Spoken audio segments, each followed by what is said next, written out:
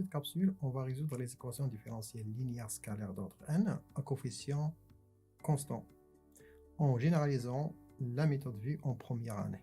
Alors, le contexte cadésine est rossé, le 1 c'est un entier strictement positif, les AI sont des scalaires, et pour lambda appartenant à k, on met E lambda, c'est l'application t associée exponentielle lambda t.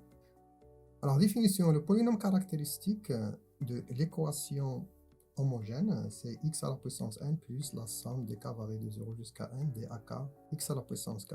Et l'équation d'inconnu r, xr égale 0, c'est ce qu'on appelle l'équation caractéristique de l'équation homogène h.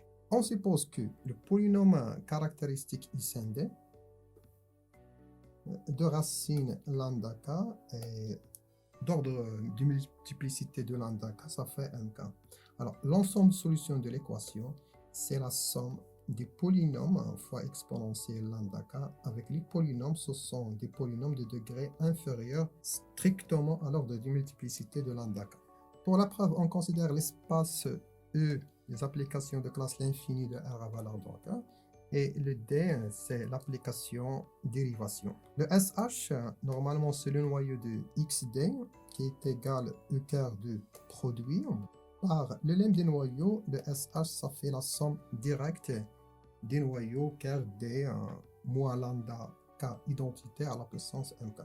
Donc, notre objectif, il suffit de déterminer le noyau car D moins lambda K identité à la puissance 1K. Alors pour le faire, pour x appartenant à E, on fait le changement de variable y égale exponentielle moins lambda K fois x.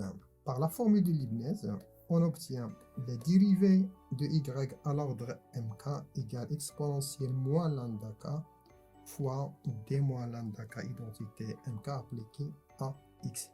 Et du coup, le x appartenant au noyau, c'est seulement si la dérivée de y à l'ordre mk égale 0.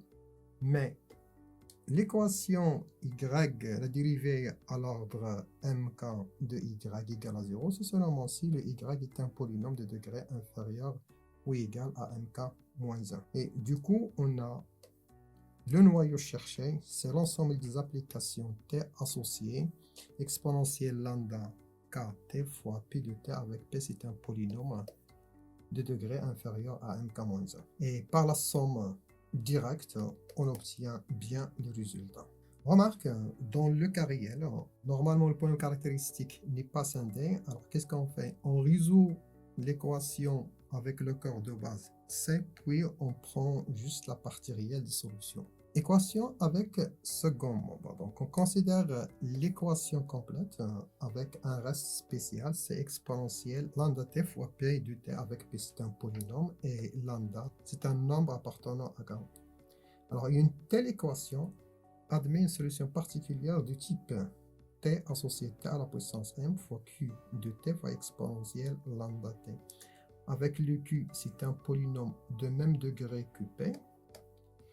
Et le m, c'est l'ordre de multiplicité de la racine lambda dans le polynôme xi. Avec la convention m égale 0, c'est lambda n'est pas racine de xi. Pour la preuve, notons d, c'est le degré de p. Et pour un polynôme de degré inférieur à d plus m, on a xi de d appliqué à e lambda q égale e lambda fois la somme de p varie de m jusqu'à n, 1 sur p factoriel, la dérivée pm de xi appliquée à lambda fois la dérivée pm du polynôme q. On pose ensuite θ de q égale cette quantité.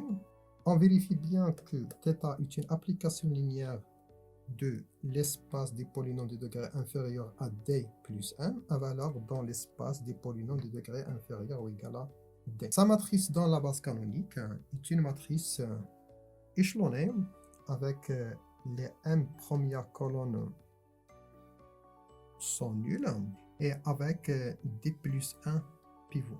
Conclusion, le rang de θ égale le rang de sa matrice qui est égal à d plus 1, égale aussi la dimension de l'espace des polynômes de degré inférieur ou égal à d. Et du coup, notre application θ est surjective. Pour r de degré inférieur à d plus m, l'application est solution particulière de L, c'est seulement si xi de D appliqué à E lambda de R égale E lambda fois P. Mais cette quantité vaut E lambda fois θ de R. Puisque E lambda est inversible, ne s'annule pas, alors ça équivaut à dire que θ de R égale à le P. Par la surjection de θ, il existe un polynôme de degré normalement inférieur à D plus M, tel que θ de R égale à le P.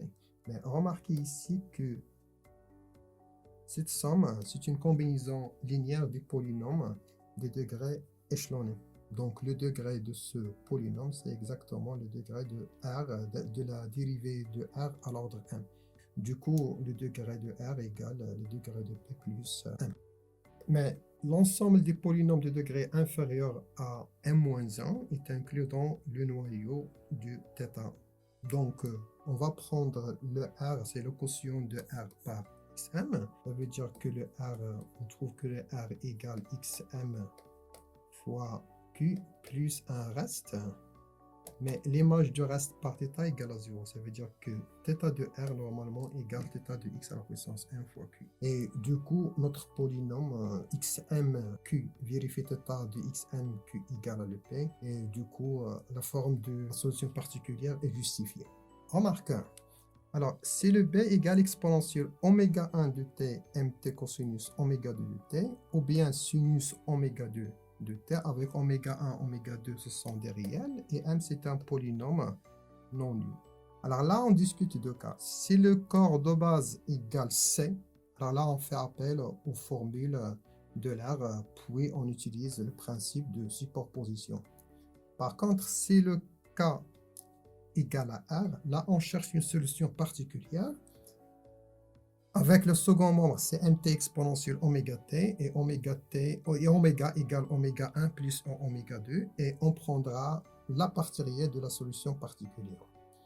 Alors, traitons un exemple. Cherchons les solutions réelles de l'équation différentielle suivante. L'équation caractéristique de l'équation homogène, c'est r carré moins 4r plus 3, dont les racines, évidemment, c'est 3 et 1.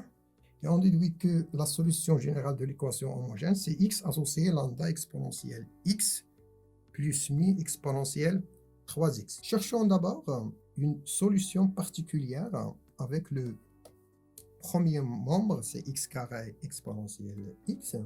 Remarquez que le 1 est solution de l'équation caractéristique d'ordre 1. Et du coup, une solution particulière sera sous la forme x fois un polynôme de degré 2 fois exponentielle x.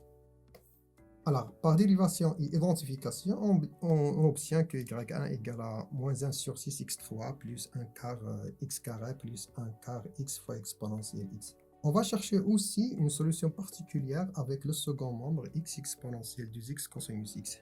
Mais avec la remarque précédente, on cherche une solution de l'équation avec le second membre, c'est x fois exponentielle 2 plus i x. Le 2 plus i n'est pas solution de l'équation caractéristique, et le polynôme est de degré 1, donc on cherche une solution particulière de la forme ax plus b fois exponentielle 2 plus i fois x. On trouve moins 1 demi x moins i sur 2 exponentielle 2 plus i fois x. Sa partie réelle, qui est x associé moins x sur 2 cosinus, x plus 1 demi sinus x exponentielle 2, c'est une solution particulière de l'équation avec le second membre, c'est x exponentielle 2x cosinus x. Par le principe de superposition, la solution de l'équation complète, c'est la solution de l'équation homogène plus la première solution particulière plus la deuxième solution particulière. Voilà, notre capsule est terminée. Merci pour votre attention.